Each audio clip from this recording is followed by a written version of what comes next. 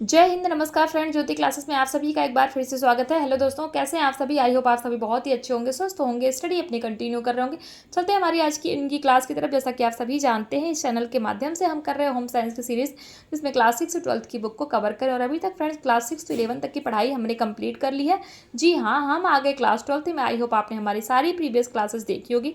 नहीं देखी तो प्लेलिस्ट में जाइए, क्लासेस वाइज प्लेलिस्ट आपको प्रोवाइड कराई गई, जिनके माध्यम से आप अपने हर एक कॉन्सेप्ट्स को क्लियर कर सकते हैं। आपको जिस भी टॉपिक में जो भी डाउट है, क्योंकि सारे ही टॉपिक हमने बहुत ही डिटेल में पढ़े। इतने डिटेल में पढ़ने का एक ही उद्देश्य है, एक बार आप इस सीरीज़ को देखिए, समझिए, ताकि होम साइंस से रिलेटेड कोई भी डाउट आपके माइंड में ना रह जाए। चाहे आप किसी भी क्लास के लर्नर से किसी कॉम्पिटेटिव एग्जाम की प्रिपरेशन कर रहे हैं, या फिर किसी भी फील्ड में होम साइंस से अपना करियर देख रहे हैं, सभी के लिए सीरीज़ काफ़ी हेल्पफुल होने वाली है। तो प्लीज़ चैनल पर फर्स्ट टाइम विजिट किए, चैनल को लाइक शेयर एवं सब्सक्राइब करें। साथ ही साथ अपना फीडबैक भी हमें कमेंट के माध्यम से बताएं, क्योंकि आपका हर एक फीडबैक हमारे लिए बहुत ही इंपॉर्टेंट होता है। तो चलिए स्टार्ट करते हैं आज की क्लास और देखते हैं आज की क्लास में हम क्या करेंगे। आज की क्लास में फ्रेंड्स हम करेंगे वृद्धजन क्यों संवेदनशील होते हैं। जी हाँ, वृद्धजन क्यों संवेदनशील होते हैं, इस पे हम चर्चा करेंगे। इसके पहले प्रीवियस क्लास में हमने क्या पढ़ा था, उस पर एक बार आपको मैं बता देना चाहती हूँ। तो प्रीवियस क्लास में हमने देखा था युवा क्यों संवेदनशील होते हैं। जो हमारे युवा यानी कि जो हमारी यूथ है, वो संवेदनशील क्यों होते हैं, वो उनके संवेदनशील होने के कारण क्या है। युवाओं के संवेदनशील समूह पे हमने चर्चा की थी, युवाओं की आवश्यकताएं क्या होती हैं, और भारत में युवाओं के लिए कुछ कार्यक्रम चलाए गए हैं जिस पे हमने चर्चा की थी। और साथ ही साथ उसमें हमने नेहरू युवा केंद्रों का उद्देश्य देखा था, है साहसिक कार्यों को प्रोत्साहन। इसमें भी हमने मतलब कई सारी 2003 में जो राष्ट्रीय युवा नीति चलाई गई, तो उससे रिलेटेड हमने कई सारे टॉपिक कवर किए थे। तो ये तो हमारी प्रीवियस क्लास थी। आई होप आपका एक बार क्विक रिवीजन हो गया होगा कि प्रीवियस क्लास में हमने क्यों क्या पढ़ा था। प्रीवियस क्लास में जैसा मैंने आपको बताया, हमने देखा था युवा क्यों संवेदनशील होते हैं, युवाओं के संवेदनशील समूह पे हमने चर्चा की थी, युवाओं की आवश्यकताएं क्या होती हैं, और भारत में युवाओं के लिए कार्यक्रम कौन से चलाए गए, जिसके तहत हमने 2003 में राष्ट्रीय युवा नीति के तहत जितने कार्यक्रम चलाए गए थे, जैसे राष्ट्रीय सेवा योजना। दूसरा हमने देखा था राष्ट्रीय सेवा स्वयं सेवक योजना। जैसे कई तरह की हमने योजना देखी थी। नेहरू या केंद्रों का उद्देश्य हमने देखा था, जो बहुत ही इंपॉर्टेंट होता है। स्काउट और गाइड के बारे में हमने चर्चा की थी। राष्ट्रमंडल युवा कार्यक्रम है, ये सारी चीज़ें ही हमने प्रीवियस क्लास में देखी थी। आई होप आपने इस क्लास को देखा होगा। नहीं देखा तो प्लेलिस्ट में जाइए, आज सुबह मॉर्निंग में ही ये क्लास हुई है, और इजीली आप वहाँ से देख करके इसको डिटेल में समझ सकते हैं। तो चलते हैं आज की क्लास में, देखते हैं वृद्धजन क्यों संवेदनशील होते हैं। अब ये हमारा आज का टॉपिक है। तो भारत में 60 वर्ष या उससे अधिक आयु के व्यक्तियों को वरिष्ठ नागरिक या वृद्धजन माना जाता है। ध्यान दीजिएगा, भारत में जो 60 वर्ष से ऊपर अधिक आयु के जो व्यक्ति होते हैं, उनको वरिष्ठ नागरिक या वृद्धजन माना जाता है। विकसित देशों की भांति भारत में वृद्धजनों की संख्या में लगातार वृद्धि दर्ज की जा रही है। स्वतंत्रता के समय भारत में जीवन प्रत्याशा 29 वर्ष की थी। कितनी? जीवन प्रत्याशा 29 वर्ष की थी, जो अब बढ़कर 63 वर्ष हो गई है। भारत वरिष्ठ जनों की जनसंख्या में चीन के बाद दूसरे स्थान पर, यानी कि जो हमारा भारत है उसमें जो वृद्ध जनों की संख्या सबसे ज़्यादा एक तो चीन पे है, और चीन के बाद दूसरे स्थान पे कौन है? हमारा भारत, जिसमें जो है वृद्ध जनों की संख्या बहुत ही अधिक है। भारत में वृद्ध जनों की संख्या की प्रमुख विशेषताएं क्या हैं? तो भारत में वृद्ध जनों की जनसंख्या की प्रमुख विशेषताएं निम्नलिखित है। पहला है, देश में वृद्ध जनों की कुल जनसंख्या का लगभग 80% ग्रामीण क्षेत्रों में निवास करते हैं। जी हाँ, जो हमारे वृद्ध जन है, तो देश में वृद्ध जनों की कुल संख्या जितनी है, उनका लगभग 80% जो वृद्धजन यानी कि जो बुजुर्ग हैं, वो ग्रामीण क्षेत्रों में ही निवास करते हैं। दूसरा है, 80 वर्ष से अधिक आयु के अति वृद्ध व्यक्तियों की संख्या में निरंतर वृद्धि हो रही है। तीसरा पॉइंट है, वृद्ध जनसंख्या में स्त्रियों की संख्या पुरुषों की अपेक्षा अधिक, यानी कि जो स्त्रियां हैं वो ज़्यादा अधिक वृद्धि की श्रेणी में आ रही हैं। वरिष्ठ नागरिकों की बड़ी जनसंख्या, यानी कि 30% गरीबी रेखा से नीचे जीवन यापन कर रही है। क्या? जो वरिष्ठ यानी कि जो वृद्ध नागरिक है, तो उनकी जो बड़ी जनसंख्या है 30% गरीब रेखा से नीचे जीवन यापन कर रही है। तो ये तो हमने भारत में वृद्ध जनों की जनसंख्या की प्रमुख विशेषताएं देख ली। चलते हैं हमारे नेक्स्ट टॉपिक की तरफ। नेक्स्ट है हमारा वृद्ध जन जो है संवेदनशील होने के कारण, यानी कि जो हमारे वृद्ध जन हो, हमारे जो बुजुर्ग व्यक्ति हैं, उनके संवेदनशील होने के क्या कारण। हमने ये तो जान लिया कि वृद्ध जनों की एज कितनी होती है? 60 वर्ष से ऊपर की आयु वर्ग के जो व्यक्ति होते हैं वो वृद्धजनों की श्रेणी में आते हैं। वृद्धजनों की संख्या के बारे में जो हमने चर्चा कर लिया है, तो अब हम देख लेते हैं कि वृद्धजनों के संवेदनशील होने के क्या कारण है। पहला है स्वास्थ्य संबंधी कारण, यानी कि हेल्थ रिलेटेड इश्यूज। वृद्धजन कम शारीरिक शक्ति और रक्षा क्रियाविधियों के कारण रोगों के लिए अधिक संवेदनशील होते हैं। बीमारियों के अतिरिक्त उम्र बढ़ने के साथ अधिक संवेदनशील होते हैं। बीमारियों के अतिरिक्त उम्र बढ़ने के साथ अनेक अपंगताएं जैसे दृष्टि कमजोर होना, अंधापन, तंत्रिका विकार के कारण, बहरापन, गठिया के कारण, चलते फिरते में परेशानी और अपनी देखभाल कर पाने में असक्षम आदि हो सकते हैं। ये इसलिए हमारे जो वृद्धजन होते हैं वो अधिक संवेदनशील यानी कि सेंसिटिव हो जाते हैं। दूसरा है सामाजिक आर्थिक कारण, यानी कि सोशल इकोनॉमिक इश्यूज। तो ये भी जो है वृद्धजनों के संवेदनशील होने के कारण होते हैं। कैसे? पारिवारिक जीवन चक्र में वृद्धावस्था ऐसी होती है जिसमें बच्चों के बाहर चले जाने के बाद वृद्ध व्यक्तियों को अकेलेपन की पीड़ा सहनी पड़ती है। वे दूसरों पर बोझ बन जाने की भावना से ग्रस्त हो जाते हैं। अनेक वृद्ध व्यक्ति आर्थिक रूप से आत्मनिर्भर न होने के कारण बच्चों पर निर्भर होते हैं, जिसके कारण कई बार वे तनावग्रस्त हो जाते हैं। आधुनिक परिवेश के कारण विशेषकर शहरों में वृद्ध व्यक्तियों को अपने निकट एवं विस्तारित परिवार में सहयोग एवं देखभाल नहीं मिल पाती है। उपरोक्त विवरण से यह जरूरी नहीं कि वृद्धावस्था में सिर्फ परेशानियां होती हैं। इसके विपरीत बहुत से वृद्ध अच्छा जीवन भी व्यतीत करते हैं। अनेक परिवारों में बुजुर्गों का सम्मान और उनकी आज्ञा का पालन किया जाता है। बुजुर्ग जनसंख्या की एक सकारात्मक विशेषता यह है कि 60 वर्ष या उससे अधिक आयु के व्यक्ति आर्थिक रूप से क्या होते हैं? वो सक्रिय यानी कि इकोनॉमिकल, वो सक्रिय होते हैं। सरकार ने वर्ष 1999 यानी कि 1999 में वृद्धजनों के लिए राष्ट्रीय नीति क्रियान्वित की थी। कौन सी नीति? राष्ट्रीय नीति क्रियान्वित की थी। तो देखते हैं वृद्धजनों के लिए कुछ कार्यक्रम चलाए गए। जैसे हमने अभी प्रीवियस क्लास में अपने युवा जनों के लिए कुछ कार्यक्रम देखे थे, वैसे वृद्ध जो व्यक्ति होते हैं उनके लिए कुछ कार्यक्रम उनके लिए भी चलाए गए। देखते हो कार्यक्रम क्या है। तो सरकारी, गैर सरकारी संगठन, पंचायती राज संस्थान और स्थानीय निकाय भारत में वृद्धजनों के लिए विभिन्न प्रकार के कार्यक्रमों का क्रियान्वयन कर रहे हैं। देश में वृद्धजनों के लिए चलाए जा रहे कुछ कार्यक्रम निम्नलिखित। पहला है परित्यक्त बुजुर्गों के लिए भोजन, आश्रय और स्वास्थ्य देखभाल कार्यक्रम। दूसरा, अंतर पीढ़ीय संबंधों के संदर्भ में विकास कार्यक्रम। तीसरा है सक्रिय और उत्पादक रूप से वृद्धावस्था गुजारने को प्रोत्साहन देने के लिए कार्यक्रम। चौथा कार्यक्रम है संस्थागत और गैर संस्थागत बुजुर्ग देखरेख कार्यक्रम। पांचवा, भोजन, देखरेख और आश्रय प्रदान करने के लिए वृद्धावस्था सदन।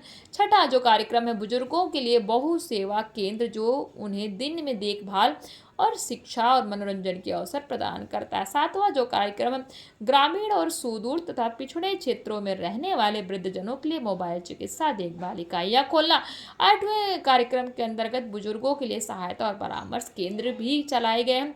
नवा कार्यक्रम है वृद्धजनों के लिए अपंगता और सुनने में सहायता के लिए सहायक यंत्र या उपकरण। बुजुर्ग के लिए फिजियोथेरेपी क्लिनिक की स्थापना करना। और नेक्स्ट जो लास्ट कार्यक्रम है वो क्या है? वृद्धजनों की देखभाल करने वालों के लिए प्रशिक्षण। तो इतने सारे कार्यक्रम जो है चलाए गए हैं वृद्धजनों के लिए हमारे देश में। आई होप आपको अच्छी तरह से समझ में आ गए होंगे। अब चर्चा करते हैं राष्ट्रीय वृद्धजन पेंशन योजना पर। तो वह पेंशन योजना ऐसे वृद्ध व्यक्तियों के लिए, ध्यान दीजिएगा, जो राष्ट्रीय वृद्धावस्था पेंशन योजना है, तो यह पेंशन योजना ऐसे वृद्ध व्यक्तियों के लिए है जिनके पास अपना निजी अथवा परिवारजनों से कोई वित्तीय सहायता का साधन नहीं होता है। इस पेंशन योजना का लाभ उठाने के लिए क्या क्या होना चाहिए? पहला है लाभार्थियों की आयु 65 वर्ष से अधिक होनी चाहिए। दूसरा पॉइंट है उनके पास आयु का प्रमाण पत्र होना चाहिए। और तीसरा पॉइंट, उनके पास निराश्रित यानी कि डिस्ट्रीब्यूट होने का प्रमाण पत्र होना चाहिए, कि यानी कि वो कोई भी उनके परिवार में नहीं, वो निराश्रित है। तो ये सारी चीज़ें होनी चाहिए, तभी वो जो है वृद्धजन राष्ट्रीय वृद्धावस्था पेंशन योजना का लाभ उठा सकते हैं।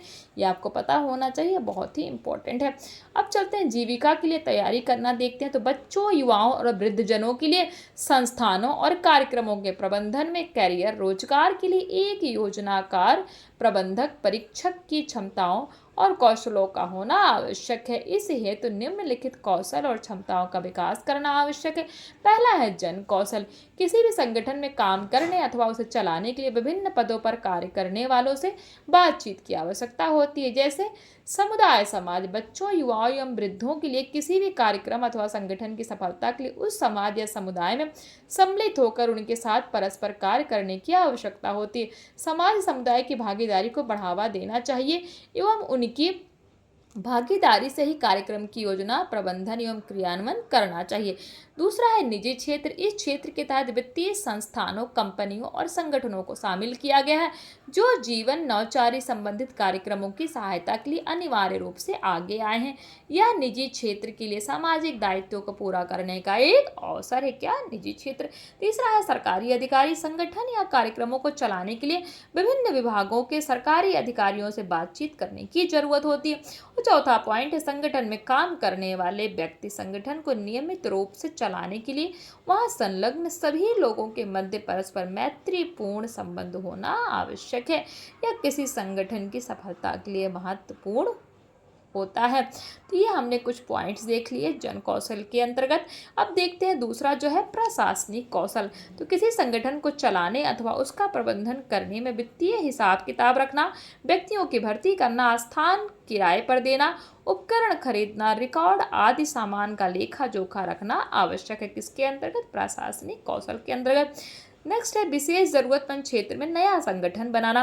किसी विशेष जरूरतमंद क्षेत्र में नया संगठन खोलने के लिए उद्यमी व्यक्तियों को निम्न पहलुओं पर विचार करना चाहिए। उद्यमी कौन होते हैं? जो अपना खुद का बिजनेस स्टार्टअप करना चाहते हैं, यानी कि अपना स्टार्टअप खोलना चाहते हैं, खुद का अपना जो बिजनेस करना चाहते हैं वही उद्यमी होते हैं। पहला उपयुक्त स्थान, दूसरा है वित्तीय सहायता। कार्यक्रम ये हमने देख लिया वित्तीय सहायता।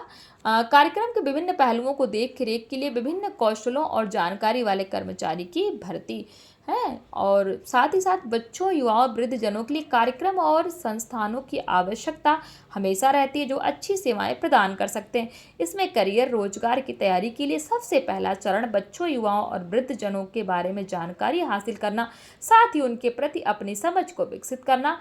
इसके अतिरिक्त गृह विज्ञान अथवा सामाजिक कार्य में अथवा समाज विज्ञान की अन्य शाखा में डिग्री प्राप्त करना आवश्यक है।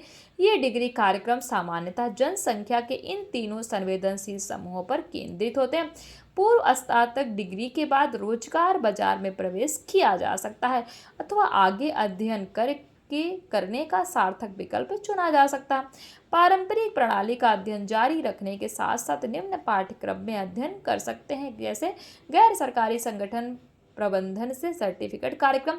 दूसरा है युवा विकास कार्य में डिप्लोमा, यानी कि आप जो है अपना जो आपने जो बीए किया है, बीएड किया में जो आप कर रहे हैं वो तो कर ही रहे हैं, साथ ही साथ आपको इन्होंने क्या बोला, पारंपरिक प्रणाली का अध्ययन जारी रखने के साथ ही साथ निम्न पाठ्यक्रम में अध्ययन कर सकते हैं, जैसे कि गैर सरकारी संगठन प्रबंधन में सर्टिफिकेट कार्यक्रम।